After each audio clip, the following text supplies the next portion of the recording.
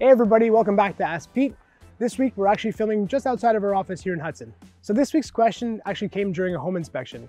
Following the building inspector's assessment of the attic, it was discovered that it was actually mold. And my client was wondering how concerned he should be about this. So in this particular case, there was actually mold on the plywood and the trusses in the attic. So now to understand why this is an issue, it's important to understand what the proper health of an attic is. So an attic should have good ventilation and no humidity or heat coming up into it from the home. So with regards to ventilation, what's supposed to happen is that air is supposed to flow from the bottom of the roof up through the attic and out the max vent. And in cases when there's no max vent, it should flow out the gable vent. Now what's really important is if you had your roof redone and they added max vents that you didn't have before, you need to make sure you block your gable vent.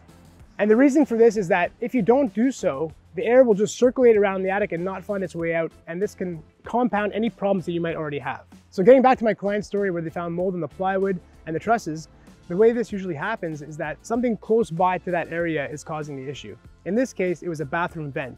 It was venting directly into the attic. This is not the way it's supposed to be. It's supposed to be venting directly out through the roof and outside. So when this hot air is coming in while you're having showers all winter time, it's ending up in your attic, and what you end up with is moisture and humidity and eventually mold.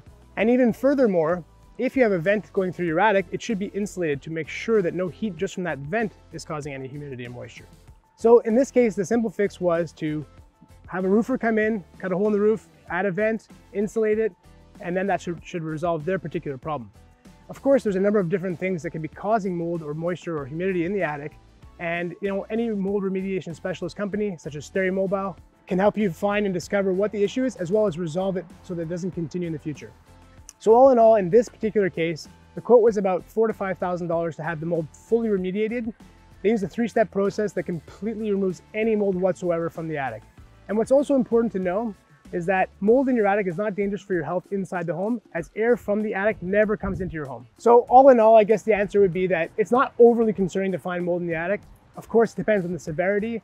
Most of the cases we see are not that severe and they can be easily fixed. I hope this was helpful for you, and I'll see you next time.